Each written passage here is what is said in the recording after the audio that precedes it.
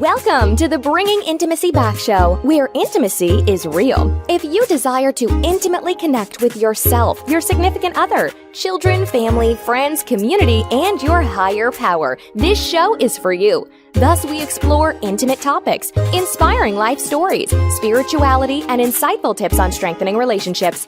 This show is hosted by Dr. April and her co-host, Dr. Kelly.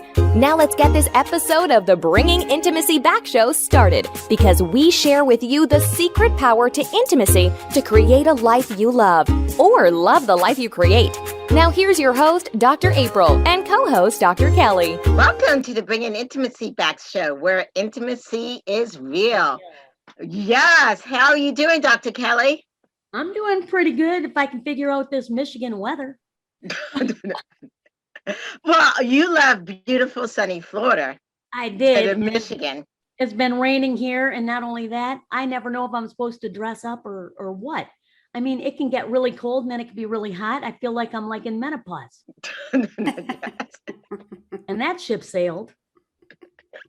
Well, you're looking good. I don't know how you did the hair with, like you said, the rain and stuff, so the humidity must be better there. Well, I don't know. It's a really good product, but can you tell how happy I look? Yes. You can't fake happy. Yes. I mean, no, you can fake happy, but not joy. This is joy. Yes. Great to see you. You're looking good. Oh, thank you. Yes, I got a new look, but I'm not sure if I like it or not, but we'll see. Okay. So you know what? I'm so happy about today's topic. Oh, yeah. I want to meet these Homance Chronicles girls. Yes. Yes, today we're talking about friendship and friendship intimacy and how important that is. It really is, because when it's off, it can really impact women. It's not just about our relationship with our significant others. It is about our friendships, and it can throw you off for a while. I've been knocked off my kilter in the last month. Yes, I think with friendships, they help you find the true you and know you, and and they're like, oh, they call you out on it. Yeah. Well, let me tell you something. I've heard this statement: friends are friends for a reason, a season, and a lifetime. Well, I can't wait to talk to the Homance girls about that. Yes, definitely. Well, yes, definitely. Before we get started, I just wanted to let you know that I did release my second book, and it's called Self-Intimacy. It starts with you. You guys can find it out on Amazon. And then the next thing is we have our charity of the month, which is the American Art Therapy. Bringing intimacy back, it's now a nonprofit. So Yes. we are sponsoring up some nonprofits. So if you're interested in art therapy, which helps people do therapy and art together, go on membersarttherapy.org, donate now. But let me go ahead and bring on our guests today. I want to bring on Nicole and Sarah from the Homance Chronicles podcast. Hi, thank you so much for having us. Yeah, no kidding. It's good to see you again. Yes. So the Homance podcast is what, a storytelling podcast that you guys do? Yeah, we try to be as real and authentic as we possibly can in sharing stories from our lives, but we also have guests on, and you were a guest at one point, where we get to learn a lot about each other and how to break through your trauma and grow. And so it's not just about comedy, but we do try to add that twist in there. So as long as we're laughing, even if it's at ourselves, we are enjoying our time recording. Yes, absolutely. Awesome. And you guys have been friends for decades? About a decade? I was going to say, I think we're coming up on our 1 decade mark, to be honest. Yeah, you guys are very young. I'm old, so I may use the word decades. I apologize. Oh no, it's possible. We actually could have been friends for decades because we grew up together and didn't know it. Yeah, that's a fun story. Yeah, so we went to the same high school. I was best friends with her stepsister. We just never encountered each other until it was right. Wow. I know. Yeah. It's pretty wild story. We were working in corporate America, and there's 15,000 people at the headquarters office, and we found each other through a mascot that was on Sarah's water bottle. We went to a high school that wasn't very well known. It's kind of small and doesn't necessarily match our personas as the bougie ladies that we are. So when she asked me about it, I was kind of embarrassed. I was like, it's just the place I went to high school. And she said the name of the high school. And I said, well, yes. How did you know that? And she was like, I went there too. Come to find out, I had been best friends with her stepsister at one point. And I knew her little brother. I had been to her house. I knew her dad and her stepmom. And so it was kind of a funny time figuring all that out. And we had been working together for a couple of months prior to figuring it out too. And I think that we were trying to like understand, test the waters. Could we be friends outside of work? But then when we realized we had that connection, it was like, okay, well then we have to give this a shot. Why not try and be friends? So we ended up going to a young professional network event, and our true colors were very much exposed, and we enjoyed them very much together. So here we are. Yes. Alcohol really solidified that one for us. Yeah. But I think we kind of always knew that we were going to become good friends, and it just kind of took that little extra oomph of being outside of work, doing something that was familiar, but safe. It's hard to make friends when you're older, in your late 20s, almost 30s. So it was at work, right? Because you have the work in common, but a lot of times people become friendships because of their children or their spouse, but not themselves. Right.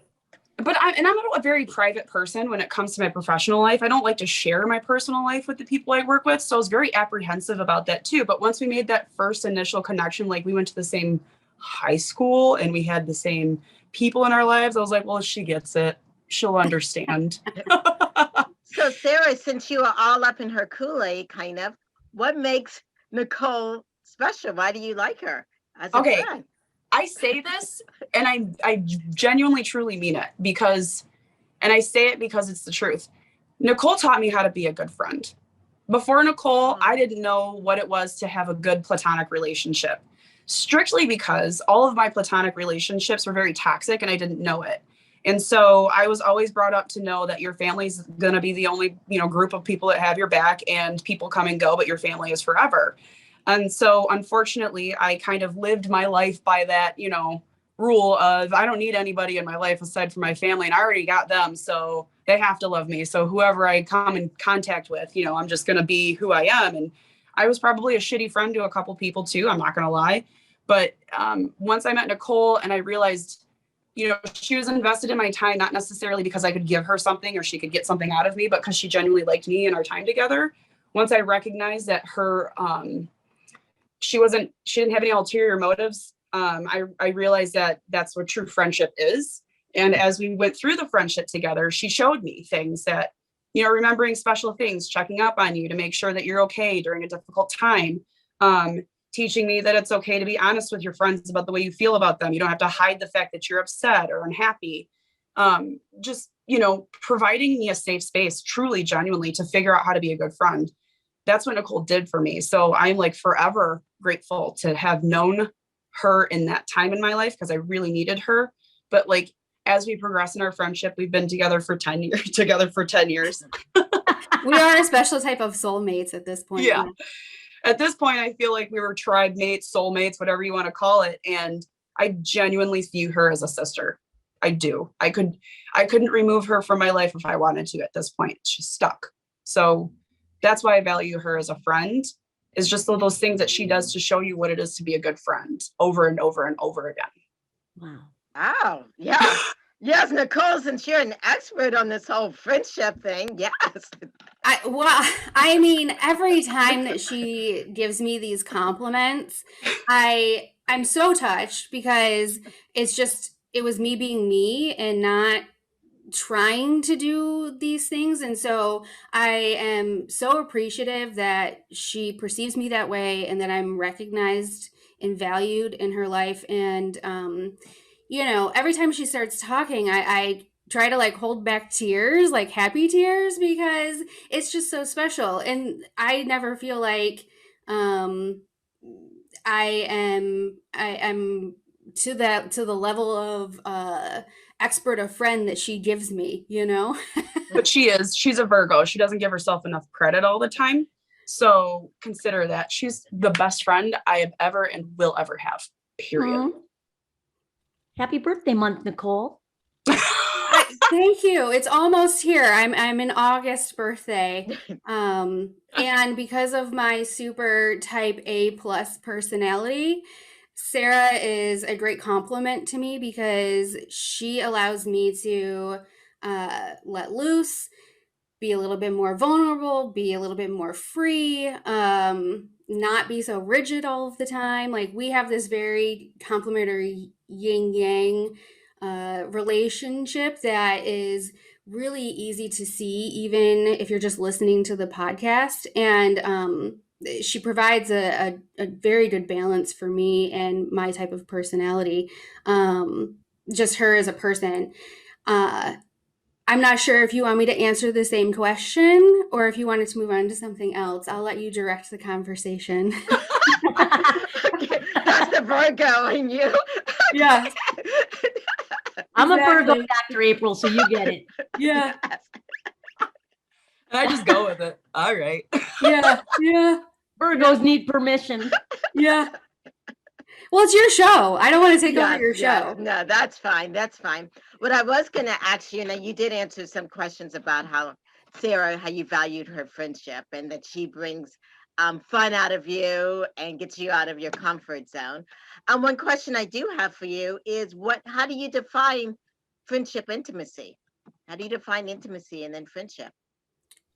You know, me as a person and understanding intimacy in general has so many layers because I tend to be much more logical than emotional.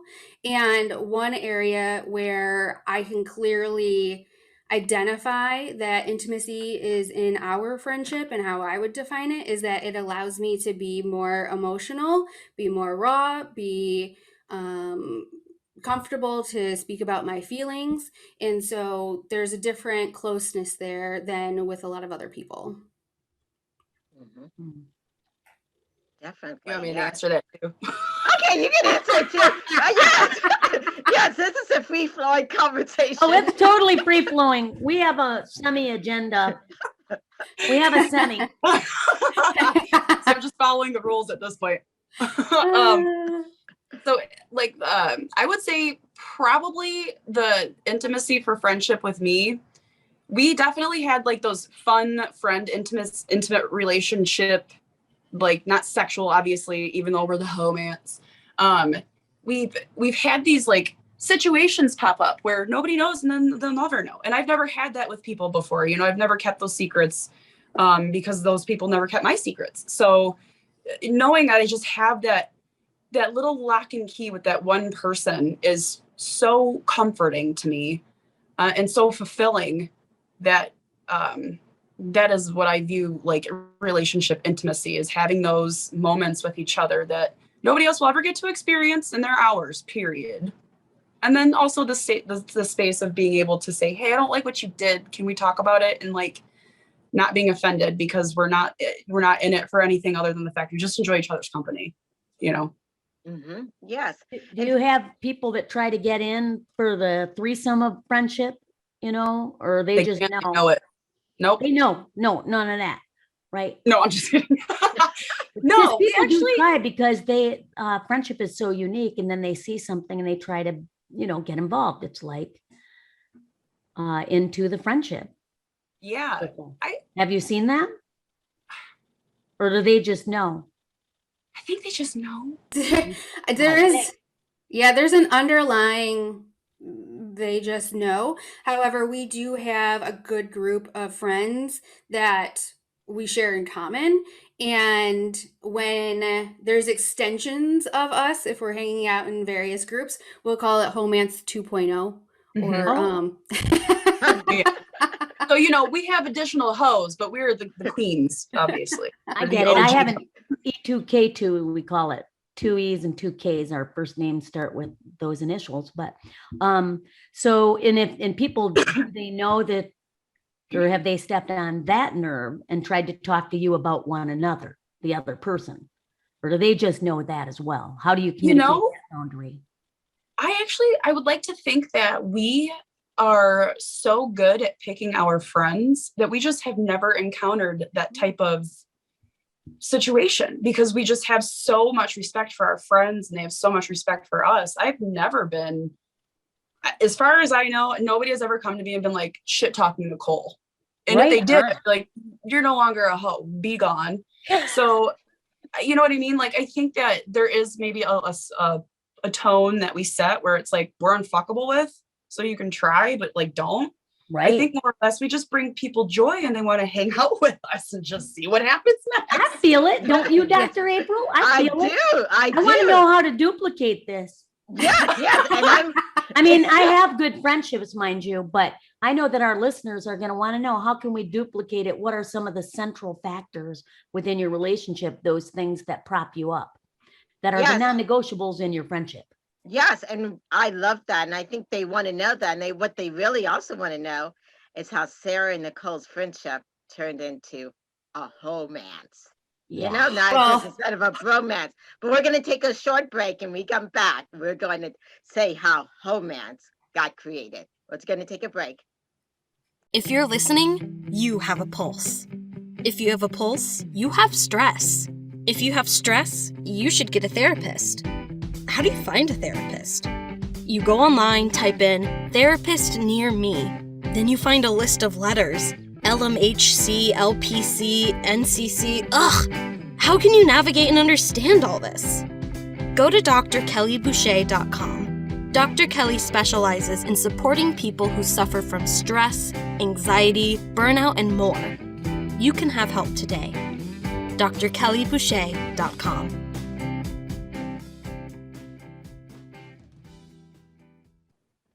All right, welcome back to the Bringing the Intimacy show, where intimacy is real. So, you know, we've been talking about homance and how you take a friendship and put in the words ho and mance. What does that mean? Oh, well, first of all, it means that there's a lot of embarrassment that's happened. The two of us have seen and been privy to together. And we talk about the stories on the podcast after they've had some time and we're able to laugh at ourselves. And for me, that's one of the things that makes me really comfortable hanging out with Sarah, is that she's never going to judge me. And I can't. I'd be hypocrite. Well, I definitely put a lot of pressure on myself to appear like I've got my shit together. Like, not that I don't, but I like to have the persona that I do. And so when I'm with Sarah, that kind of washes away. And so she's been with me when I've, blacked out from drinking too much, when I've done the one night stand, when I've made all of these questionable decisions that you do when you're in your 20s, and never made me feel shame about any of it. If anything, has been like, yeah, girl, go get it, So the homance really came, like, using that word came out of the fact that we had what we considered to be like a bromance, but there wasn't a girl version of what we could call ourselves. Mm-hmm. And then in addition to that, neither of us are married or have children, and we live a lifestyle that is a little bit more free, if you will, and chaotic. Yeah, and we don't want there to be shame in people being able to make those choices. And so we're really trying to take the word hoe back and meaning as like an endearing term for each other. Yeah, it's actually kind of fun little inside joke that we have, where we were at a point where I have a partner now, and it's been a while since, actually it's been about, I think we're going on 2-ish years, or like a year and a half right now. Cool. So before, though, when we were going through our dating, runs or whatever, where maybe I had a lull, I was mance and she was hoe. And then when I was entertaining all the gentlemen for, you know, a larger period of time, I was Ho and she was Mance. So that's just kind of like another fun thing that we did. It was just, we couldn't help it. It was just so funny. We sign our cards to each other that way. Like, happy birthday, love, Mance. I think we actually have Christmas tree ornaments that I made for us together, like best friends, but they say Ho and Mance. I don't decorate anymore, so I should give them both to her, but no, it doesn't matter if you decorate. It's the fact that you have it. Yeah, it's true. That's true. But that, honestly, becoming a Homance came out of a lot of poor decisions, but a lot of great times. Yeah, absolutely. Like, and I still claim them as poor decisions. Nobody should ever do all of the things that we have done. However, we've learned much, gained a lot of wisdom, and had like experiences, like I said, experiences that together that nobody can take away. So like that was like the most important part.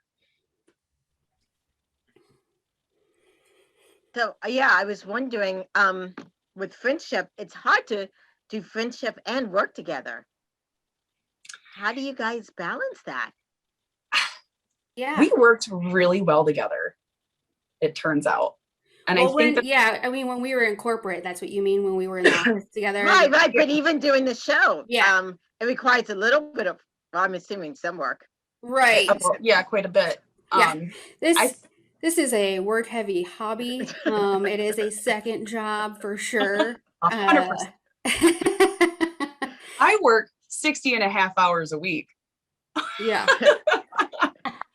I think to most directly answer your question, and sorry, Sarah, I think you started to, if I ran you over, I apologize. But to specifically answer that question, the key to this is that we know each other's strengths and weaknesses, and that we try to always think about how the other person is intending for things to come across.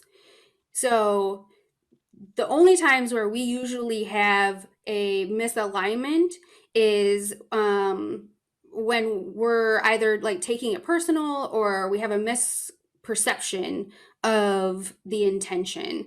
And at the same time, like running the podcast and having a friendship is difficult on another layer because there's certain things that we want to share for the podcast so that it is 100% authentic and that we get real-time reactions.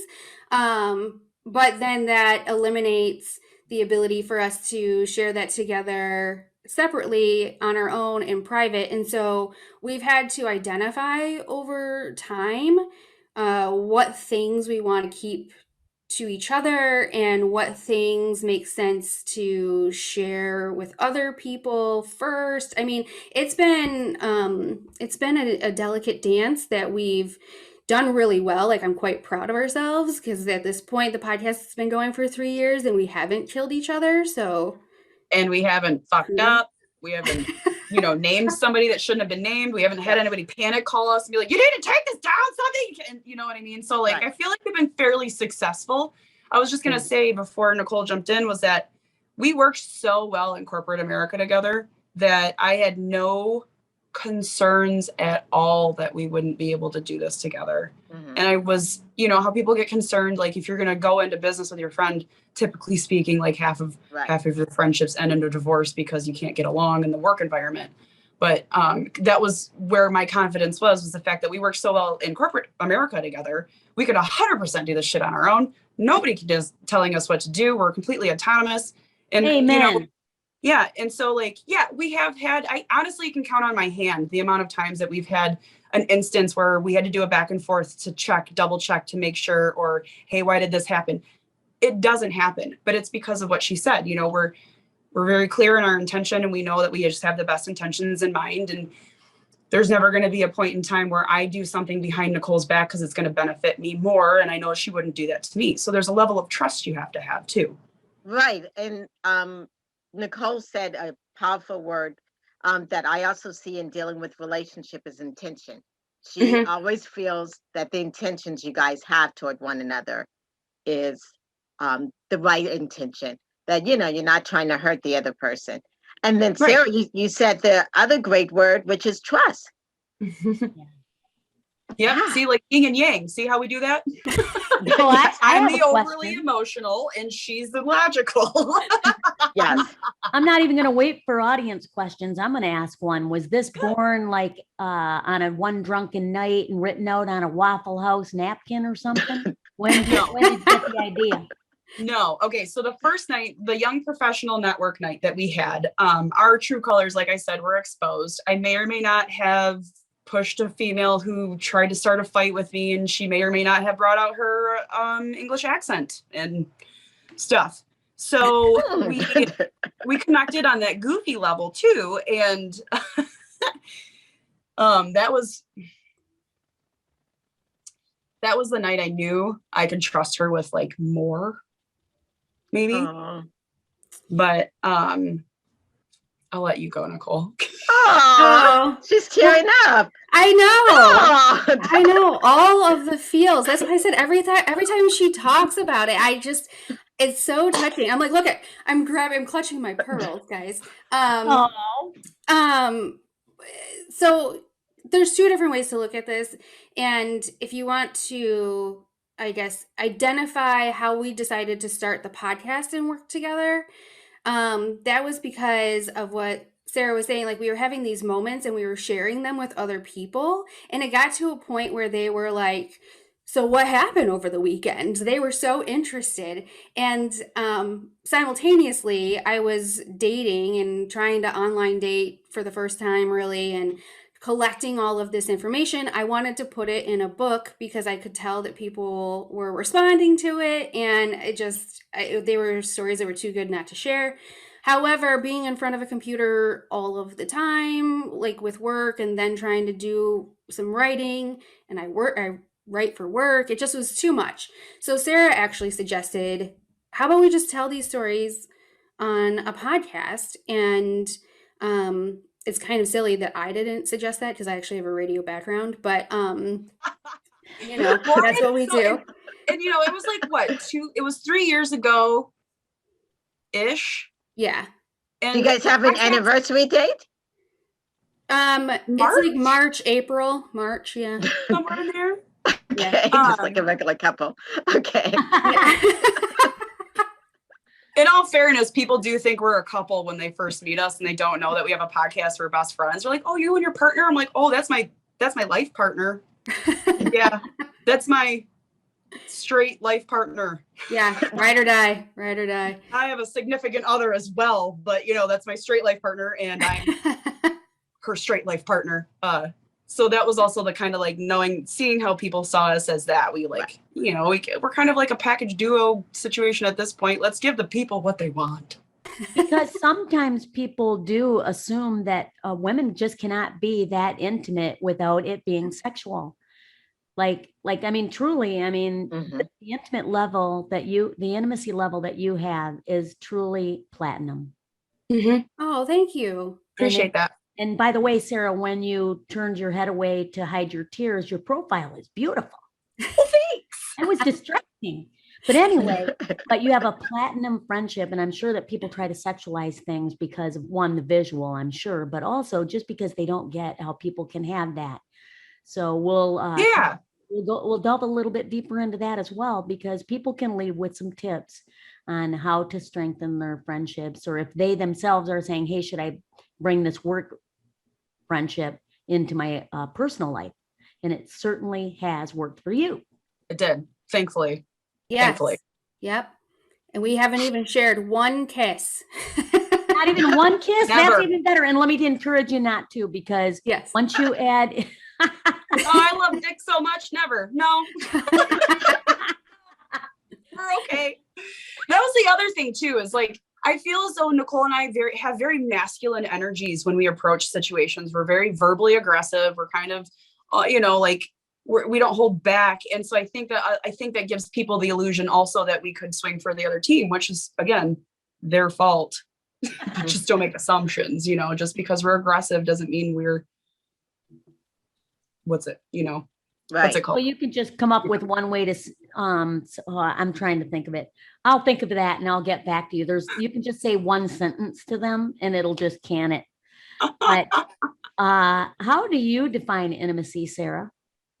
At a relationship, significant other, or friendship level? Yeah, at a relationship level in just one sentence. Sure. Everything that Nicole and I have in terms of trust, safe space, that plus sexual intimacy is what makes a relationship for me. I'm kind of the whole, it doesn't matter what color, race, ethnicity, whatever you claim is gender, I don't care. I just genuinely like humans and what they bring to the table.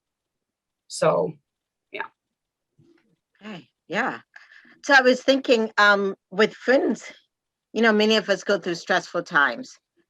How do you guys, because there are sometimes as women, when we go through stressful times, we isolate ourselves. What happens to you guys each when you go through something stressful, and how do you recognize it in your friend? And what do you do about it? There's a very good indicator that I think we both have in regards to just sending the random text that says, is there anything that you need? And it's not followed up with, well, I'm doing this for you, so can you do this for me? There's no IOU situation. There's very few people in my life, and I have amazing friends. I have friends that I have been with for decades who send the like, hey, how's it going type messages to check in. But where Sarah and I are different is that we say, is there anything I can do for you? Wow. Yeah, that's my favorite part. It's, when my dad passed away, it wasn't even a question of whether or not she was going to be there. It was a matter of when can you come to me and when can you be there to support me? And like the biggest supporter, my favorite person in the world is there. She brought me something so special. You know what I mean? It's just having that person where there's zero expectations of you and of them, just enjoying the fact that you can be there for each other. And, there's no ulterior motives. I keep going back to that. That's the most important part in a friendship, period.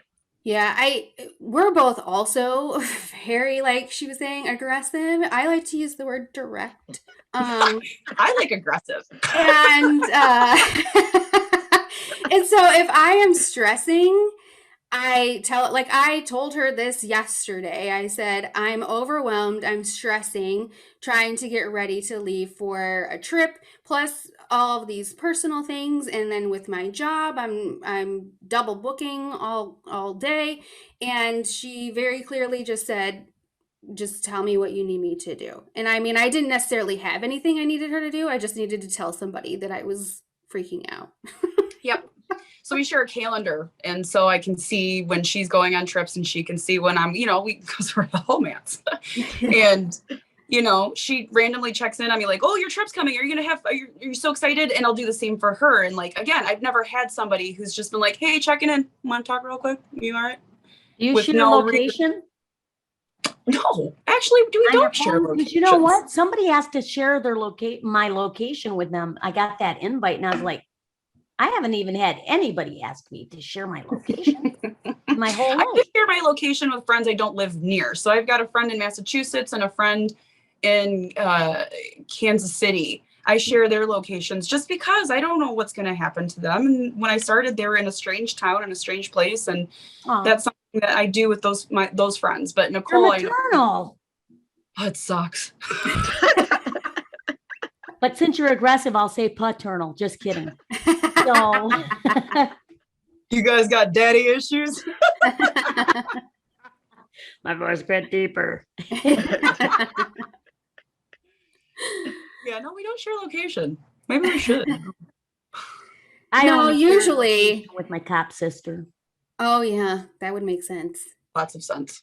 Usually, sharing location would make sense in a non-pandemic world. Like if I was doing a bunch of dating, then yeah, normally I would just text her and be like, I'm going out with this guy. It's a I don't know situation. But you need me to show up in a mustache? I'll show up in a mustache. Yeah.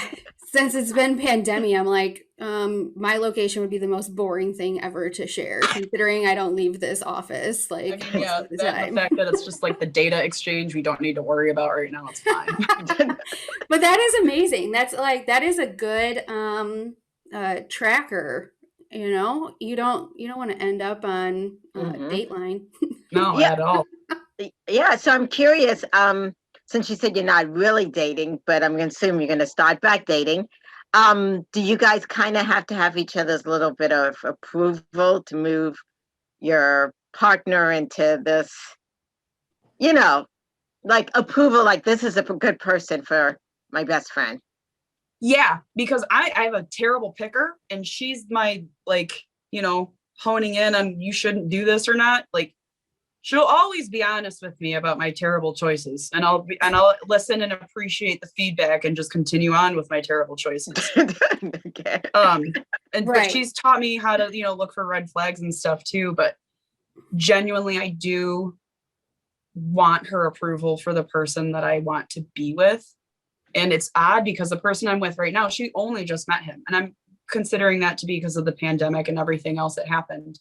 But I also haven't been as quick to move quickly with him because of pandemic. And I want to make sure that it's right, you know, when it's normal. Right, of course. And so, but I was also doing a lot of work on myself and all that fun stuff too. So like, now that she's met him, she hasn't given me the like, what are you doing? What are you doing?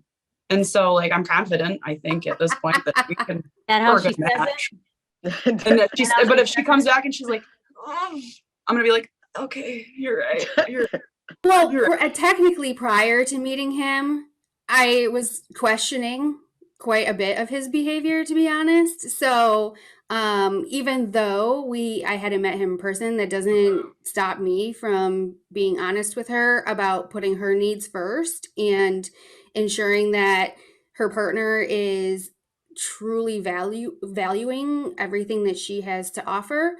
Because in past selections, I've been, again, very direct about certain situations, and like she said, she continues to date them anyway. And so you know, she's in control of her own choices, but I continuously try to turn a mirror onto her, to reflect back onto herself, to just make sure that she's taking herself out of the situation, seeing it from like an outsider perspective.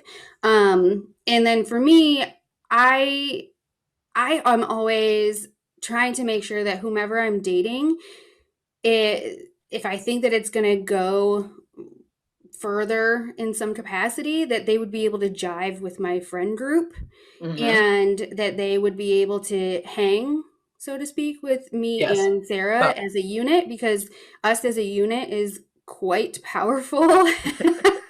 We're aggressive.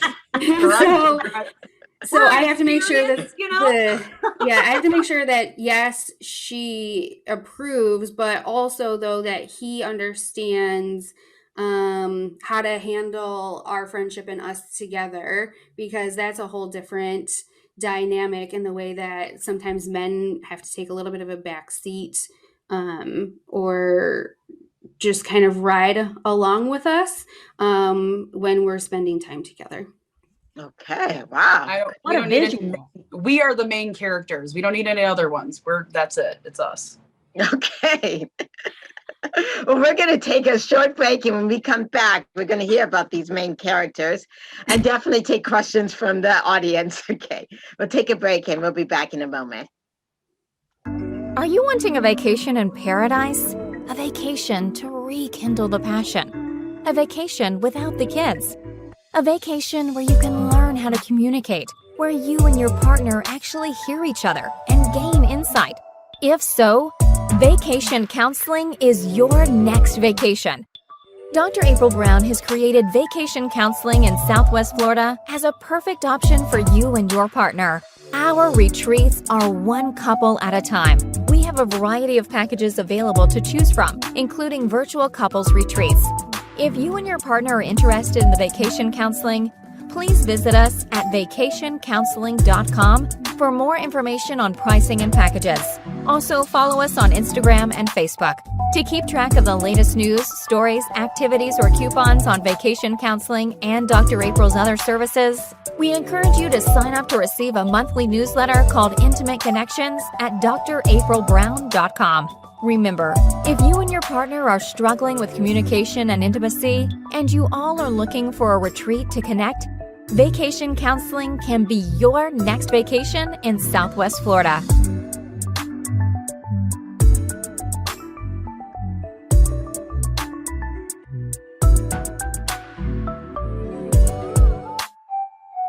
Welcome back to the Bring It Intimacy Show, where intimacy is real. And we have been talking with Sarah and Nicole about Homance and the sense of the strong, positive female friendships. I did get a question from Michelle from New York. And Michelle is a young lady who's in her 30s, and she feels so alone. And she's wondering, where can I find a person I can have an Homance from? Oh, Michelle, I hate to say this to you, but join the Homance Chronicles judgment-free zone and you'll find a friend in all of us. Oh, wow. Okay. Yes. But also, I know it's hard to make friends. I get it. I'm awkward, I'm loud, and people are kind of intimidated by me. So I think if you don't like to go out and booze in public, go to a park. If you have an animal, take him or her to the dog park, or try to do those meetup groups around and see if there's people who have common interests that you share. I like to drink, so that's kind of where I sort of encountered all the people that I encounter. But it's also why I'm a bad picker, because those people aren't maybe always the best for me to pick. So that's kind of maybe my advice. I don't know. Nicole, what do you got to add to that? I have had, as an adult in my 30s, good luck with finding women that I can connect with who enjoy similar activities that I do, like Sarah was mentioning, however, a little bit healthier. I work out alone. I'm not huge into doing sports or things where I have to throw or catch something. And so there's a lot of groups where you can join, like to be on a dodgeball team or whatever. Those seem like great places to meet people, or like running marathons. They always have communities of people for that. Activities that I like to do are like yoga and spin class, where I am individually doing an activity and then I'm with a group of people, so I can kind of suss it out and see who I gravitate towards. And with my spin classes, they actually do a Friday happy hour. They do community rides. They do volunteer things. So you can show up as like a single contributor person who maybe only knows the instructor, but you are almost forced to have to talk to people. And so I've had good experiences with being able to take somebody that I've met at that activity and say, do you want to go, like, schedule time to like go for a walk or do something else? And or if you have a similar nonprofit that you're into, like the Bringing Back Intimacy, that's something that can easily create a common ground for you to find somebody who has same passions and interests. So that's my advice. But that means that, yes, it's post-pandemic. You have to feel comfortable to leave your house and do things in a group environment. Right.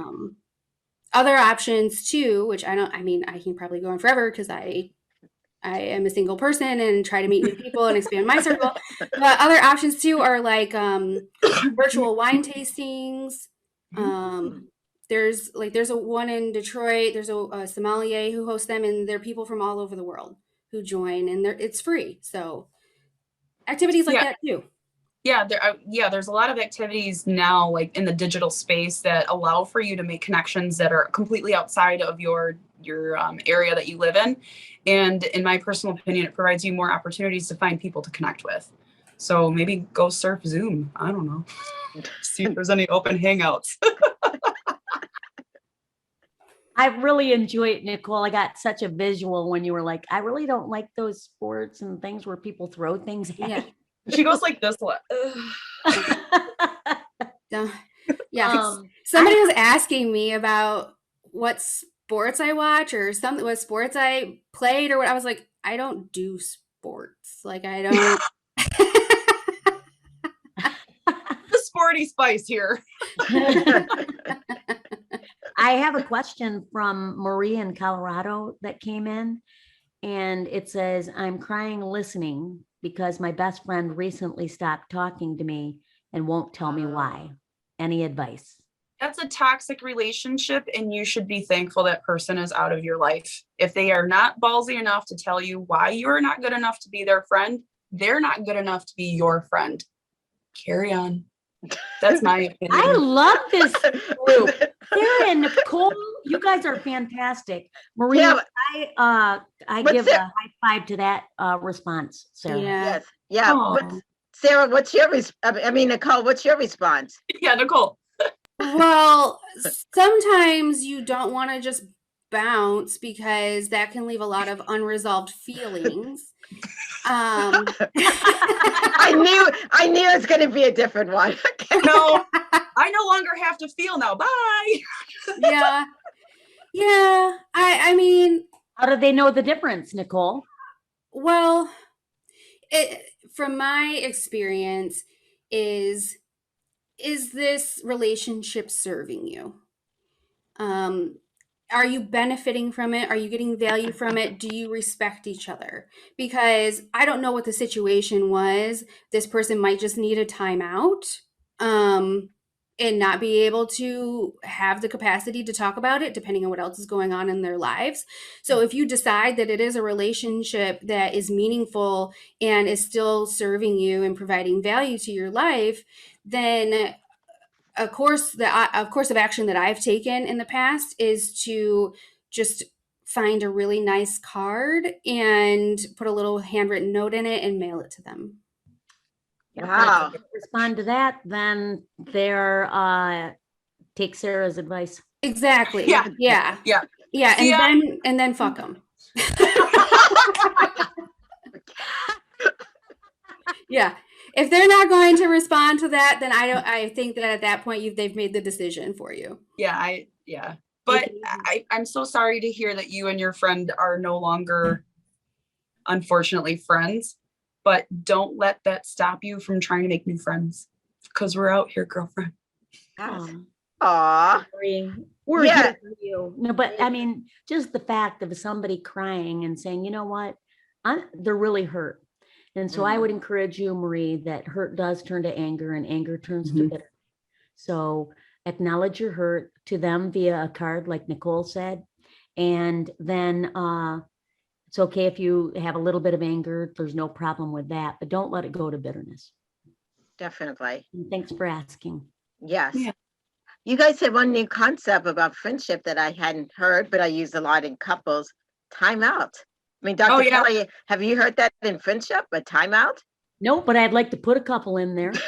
Yeah, so what are timeouts in friendship? I was like, oh my gosh, Nicole, what is that? How long is that timeout? And I am being serious. Yeah, me too. I recently disagreed with a friend, and we don't see eye to eye on something, but I'm certainly not going to disappear on them.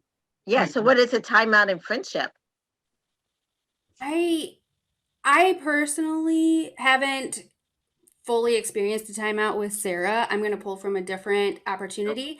Sarah and I do go through waves where we communicate more or less, depending on how busy our lives are, or maybe there's just not a lot going on to even talk about. But Sarah and I haven't had to specifically tell each other that we wanted a timeout.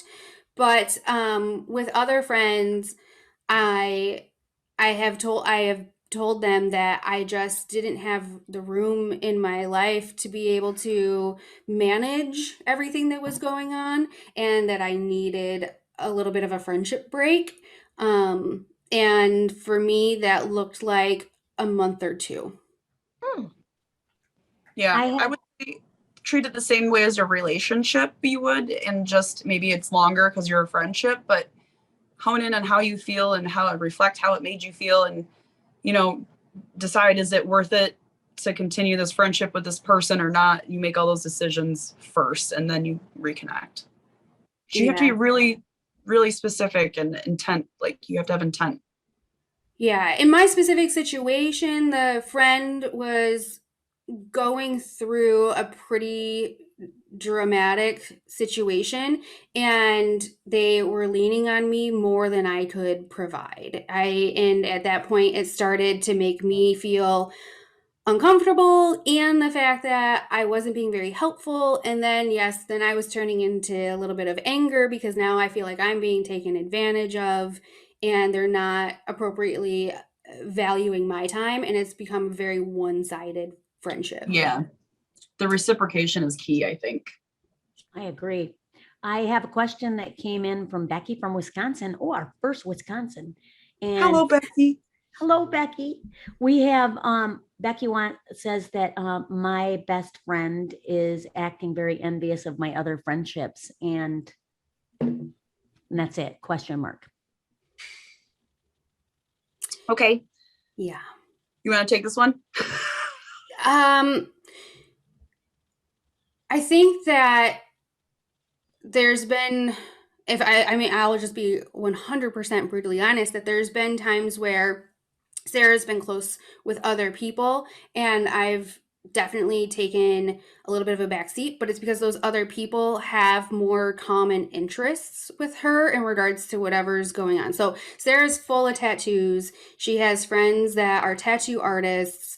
They connect on that thing on a different level. I'm not going to understand it. And so I had to do self-reflection in making sure that I wasn't going to be envious of her and that. But I don't know if I, as an adult woman, have had a friendship where I've clearly seen that my friend was envious of me. So I don't know if I can appropriately answer the question. So I don't, Sarah, if you have an experience. I do have an experience. And what I will say is that if your friend has an issue with, takes up issue with you having a life outside of your friendship, that means they're expecting more of you, and you guys need to have a conversation. It could be your friend is attracted to you and she might not understand it. It could be that she's trying to alleviate some sort of, some issue that she had that turned into a toxic situation for her in the past, and she's afraid of losing you as a friend. So maybe try talking to her and understanding her background, her other relationships she had with her other friends, and then see if maybe you guys can resolve it that way by providing her with, I understand where you're coming from now, and I'm willing to work with you, but you need to understand that this is my boundary. These are my friends, and I'm not going to eliminate them from my life because you are uncomfortable with them. I had to do that with somebody, and I lost her as a friend. She came back about 2 years later, was friends with her for about a year and a half. She did the same shit to me again. I said, I'm done. And I haven't allowed her back in since. So you have to be like, they're like almost like relationships. You have to be with your friendships. You have to set boundaries and create understanding and know where people are coming from. Like Nicole said, understanding the intent is the biggest battle. Wow, Sarah, thank you so much for stating that and how deep you got. And yes, and you said starting earlier in the show, people always think about the blood, how people have families. But as I said, I think I even said it on your show, we don't choose our families. Nope. We're thrown into a situation from heaven or wherever we come from into this earth. Mm-hmm. And we get to choose our friendship. And I want to thank you, Nicole and Sarah, for sharing with our audience about the importance of friendship, to see a strong friendship that has gone through many things, and that you guys have a deep understanding of boundaries, which is so important when you have friendship and when you love someone. It's having boundaries, yes. So if our audience are out there listening and they want some more of that homance. They want some of that. You know you do, people. Yes. Where can they find you? Sure. We are on all podcast platforms, and all of our social media starts with @Homance. So on Instagram @Homance_Chronicles is probably where we're the most active.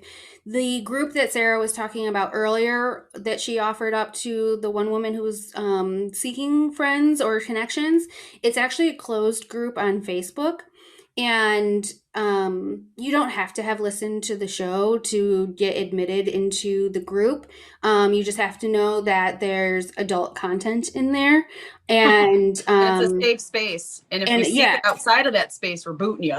Yeah. So on Facebook, it's called the Homance Chronicles, a judgment-free zone. And I share a lot of personal dating experiences and even screenshots between me and men and, well, whomever really, but so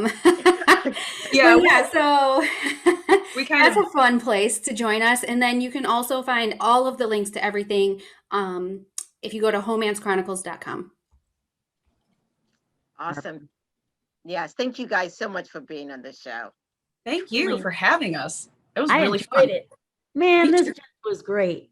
And we do have some upcoming shows. Like next week, we have a collaboration episode with Dr. April and Zach Beach's Learning to Love podcast. On the 29th, we have Learning to Love. Ashley Cobb on August 5th, Sex, Influencing, and Education. Also, don't forget to follow us on social media. Be a part of the Bringing Intimacy Back community. Request to join us on Facebook. Follow us on Instagram. Well, you get the idea. And it's been a pleasure being a part of your life today. Yes. Thank you. Thank you so much again for having us. Yeah. So much fun. Welcome back anytime. This has been the Bringing Intimacy Back show, where intimacy is real. Love you guys.